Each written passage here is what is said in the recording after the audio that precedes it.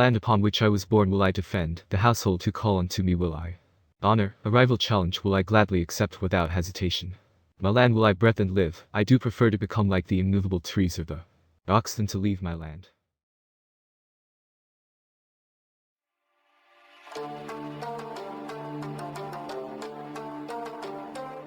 When we talk about warriors, legends and magicians who have the ability to self-transform themselves from a living essence to a neutral polarity, we normally look at Morganawa, fae of the Arthurian legends of Europe, as well as other deified mages, warlords, and kings alike across Egypt and the Greek mythologies. However, there's also a vast unknown accounts of brave gods, goddesses, kings, and even fighters found in tale the eye life of the Yoruba pantheons in Africa, who at one time possessed such rare abilities to effect a change of a living essence. The legend of Baba Sigidi is one of such instances, most spectacular due to notion surrounding the circumstances of his abilities and mythical pathway. Baba Sigidi comes from a high-daring, reputed family who are very adequately masters of their domains. Baba Sigidi was highly skilled in medicine. His bloodline can be traced back to the mystified god, or Infalafir, his grandfather, and Obamekin Obamekin, his father, who inherited Orant's abilities at the time. Little is known about Baba Sigidi's family, nor his mother's position, as his father was married to 3 wives, but it is quite assumed he was betrothed, or even married with offsprings. However, his significance stems from his refusal to withdraw from waging war and leaving life, despite being Aborigines and original settlers of the place, to find and establish a new kingdom, where his father, Obamekin Obamekin, will find what his descendants would feed on till the end of days. There's a hint of mystery of what the legendary warrior looked like, as most African lores were oral told from eons. Statue designs of this great figure suggests he had quite the build of a warlock. Before the strife, life included 16 communities where Obamekin Obamekin, the son of Oranf, ruled from Winran, led the 16 communities which simultaneously flourished and had an established system of culture, justice, commerce, as well as agriculture. Oduduwa happened to wander from the eastern parts of life through Okora. He was taken to Alero. Incidentally, it was Alero that Obamekin Obamekin presided over the affairs of ancient life. Alero is said to be a place where cogent matters that involve the communities are discussed, consulting Ifa Oracle and Obamekin for peaceful administration, performing rituals and sacrifices, as well as execution of justice when necessary. Being the generous kind, Obamekin had a display of love to Oduduwa. At some point, envy crept in the hearts of communities concerning the gesture given to the stranger Oduduwa by Obamekin, despite being exceptional in the use of herbs for treatment of all ailments, as well as ensuring that pregnant women delivered safely. Once Oduduwa became an adept in Aketu, which took him, according to the history books, 16 years to learn, which also was the Aboriginal language spoken at the time. He flourished the more, further attracting envious glances.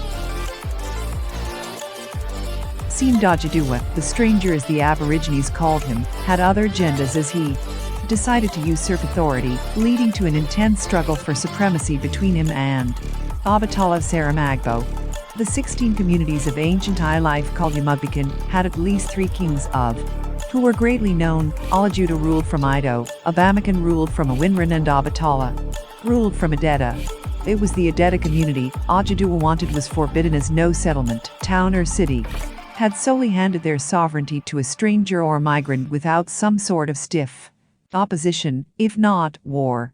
The strife attracted the attention of rulers from various communities, with some showing support for Obatala Balaji Baoinran, while the others showed their support for Oduduwa Obameri. A war was imminent and Obatala was defeated. There are assumptions that Oduduwa killed Obatala, howbeit there were attempts to settle the dispute the moment Obamekin, the head of all communities' attention was sought for. The war forced Obatala to seek refuge at Awinran.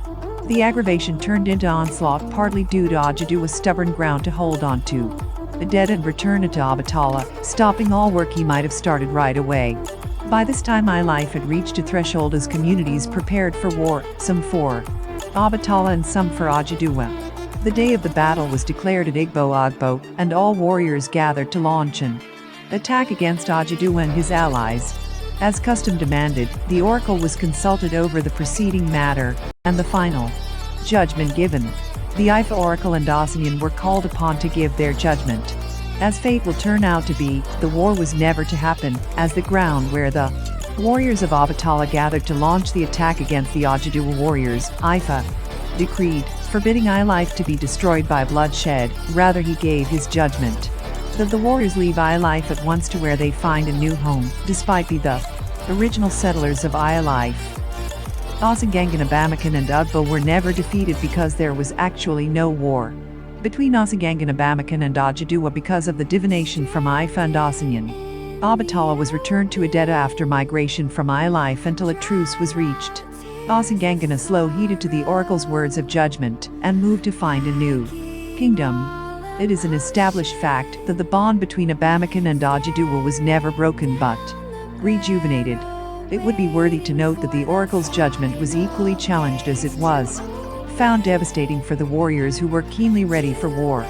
This singular act of refusal and rebellion prompted many warriors committing suicide at the disappointing divination, with some transforming into trees, boulders and rocks and streams. The tale is centered on Baba Sigidi as he, being part of the rebellion, turned himself to a boulder rather than leaving life. There are possible evidence that still suggests his image has still been seen in life today off Arimo Road and as a tourist site.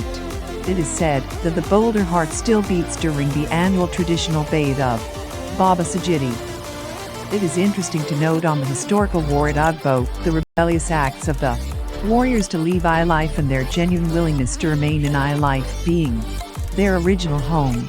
Perhaps they saw the act they enacted as a way of bending the oracle's decree and evading punishment, thus remaining in life as a neutral lifeless matter seemed fitting. Particularly the case of Baba Sigidi saw it as a way of keeping himself in check, in control, and putting a restraining purge from going against the oracle's judgment. This was the moment where warriors, kings, gods and monsters, you probably say, took the high road. Baba Sigidi is still revered in the Yoruba culture today, and his tale is forever in the minds of the indigenes. He's a symbolism of the persona of the unrelenting, aggressive protector. This, he showed in his eagerness to fight for Oduduwa. He is also symbolizes revenge and retribution and justice in the scroll's tongue of the Yoruba legend.